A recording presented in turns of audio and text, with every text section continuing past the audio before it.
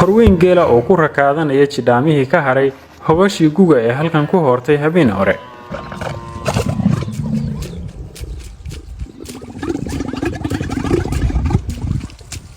diilo iyo dacal oo ku durduuranaya naqadaafaha barrinka buuxdhaafiyey.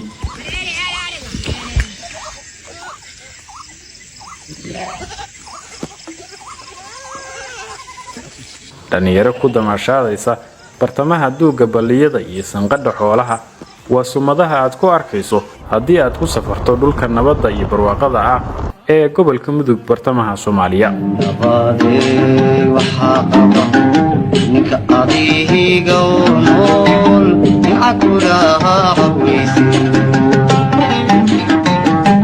safarkeenu waxa uu ka bilaabanayaa caasimadda gobolka Mudug ee Galkacyo. waxaan sii dhex tibaaxi doonaa magaalooyin ay ka mid yihiin Docol iyo Wargalo.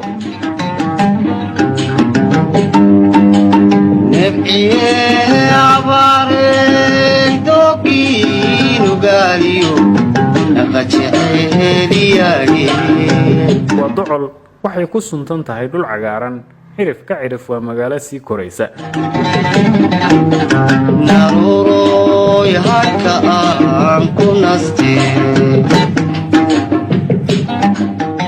Wargalo ayaa ku xigta taas oo aan ku aadnay kol ay cadceedu cirka ka goday.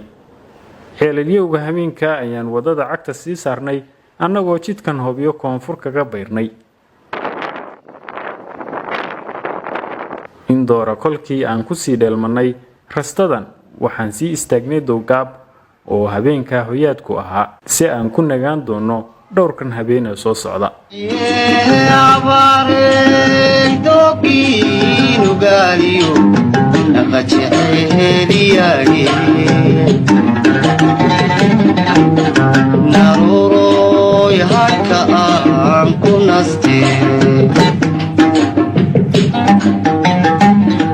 waa maalinkii xigtay waxaan ka qayb noqday dhalinyaro u damaashaa tagtay duleedka hoose ee magaaladan.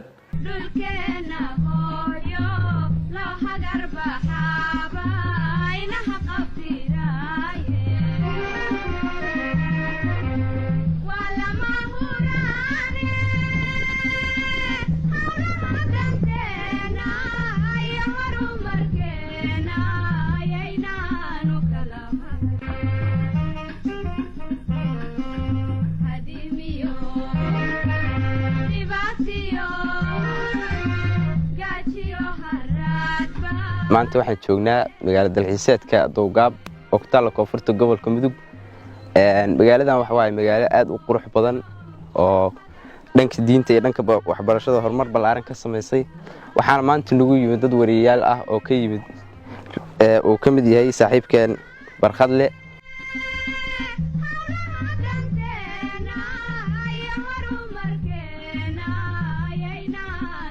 halkan waa magaalada Dowgaab oo ka mid ah magaalooyinka soo kobcaya ee ku yaala koonfurta gobolka Mudug. waa magaalo aad u qurxoon xagga deegaanka gaar ahaan xilligan lagu jiro guga oo aynu soo booqanay 59kii baani ay ugu horeysay ayadoo laga cabo ceel gaabgaaban oo Dowgaab la yiraahdo marka magac ku baxayo aasha ceel yar baa Dowgaab magac saas ugu bax. dadka deegaanka oo aynu la hadalnay ayaa inooga warramay xilligii la unkay magaaladan iyo waliba taariikhda guud ahaaneed iyo sida ay ku soo bilaabatay Dowgaab. magaalada Dowgaab waxaan joogay anigu 60 sano baan joogay. waxa uu imid magaaladan magaalo diimeed bay ahayd darsamay lahayd saas bay caan ku ahayd golo diimeed bay ahayd saas bay caan ku ahayd. tuuleen ba yar oo shaah laga cabaa iska degana magaalo aan markaa muuqato ma lahayn. 59kii baani ay ugu horeysay ayadoo laga cabo ceel gaabgaaban oo Dowgaab la yiraahdo marka magac ku baxayo aasha ceel yar baa Dowgaab magac saas ugu bax. dabeena waxa loo soo gudbay aasha markay biyaratay ceel weyn dheer ceel kala noqoto aasha ceel dheer weyn oo 20 kilomitir biyo badan baa laga helay. dawlada saas magac dawlad baa loo jeeyo laga guur dawlad dheer baa la yimid waa la qoday magaalooyinka laga saas waa la degay ayuu sidaas ugu nool yahay oo aan baabuur laga aqoon oo aan magaalo kale laga aqoon oo dadku iska dhiban yahay oo ratigii laga raashahamin uu dibado oo dabagalo looga safro oo bajeela la sii maro oo qeydala la sii maro oo wargala 20 kilomitir bay u jirtaa hilma 20 bay u jirtaa qaydala 30 bay u jirtaa bajeela 40 bay u jirtaa waa dowgaab iyo baashi la yiraahdo hobyana 160 bay isku jiraan gaalkacyana 80 bay u jirtaa ratu sharhaminaysa maamul maqnaan jir waagi masagada la cuni jiray oo la cuni jiray aniga waqtigaas igu horeysay ayadoo haddana waxaan soo gaaray geelisku ka cabaan oo dadku dhiban yahay oo aashu dhib badan tahay taariikhda magaaladan waa mid ku suntan barashada diinta islaamka waxaana ka soo aflaxay culimo waaweyn oo geeyiga Soomaaliyeed aad looga yaqaano deegaankan wuxuu caan ku yahay waa deegaan diimeed oo ka tirsan gobolka Mudug culimo diinka caan oo aad loo yaqaan gobolka ayaa ka soo baxay waxa kamid ah sheekheena weynaa Sheekh Ismaan oo kamid ahaa maxaa la isagay culimadii gobolka diinta ku faafiyay soo kale waxa kamid ah gudoomiyaha guddiga difaaca oo ah sheekh beledka magaalada Shacabduna Sheekh Ismaan waxa kale oo maxaa la isagay dad caan ah oo gobolka laga yaqaan oo lafdhawr gobolka ah ayaa ka soo baxay adeegyada dadweynaha ee deegaankan sida waxbarashada iyo caafimaadka waa kuwa gaabis ku ah halkan balse dadaalo ballaaran oo ay wadaan maamulka iyo dhalinyarada magaaladan ayaa dib loogu dayactiraya isbitaalkan oo horay u dhisnaa si aan haatan si rasmi ah u shaqayn